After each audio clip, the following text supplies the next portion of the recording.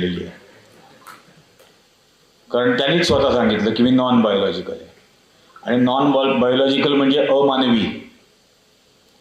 आता अमानवी असल्यामुळे त्याला काही लोकांचं दुःख, संघर्ष, त्यांचा आनंद, त्यांचे कष्ट याची काहीच त्याला पर्वा नसते, आणि तसाच तो वागत असतो. तर हे आपण भोगतोय गेली 11 वर्षापासून.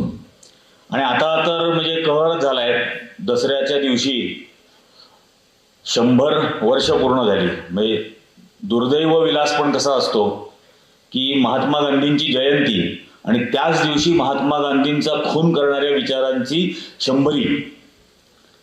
तर माझ्या मनात असं आलं होतं की आपल्याकडे विजयादशमीच्या दिवशी रावण जाळतात, आणि त्या निमित्ताने हा 10 तोंडांनी खोटं बोलणारा रावण संघाचा हा खरा जाळला जायला पाहिजे होता.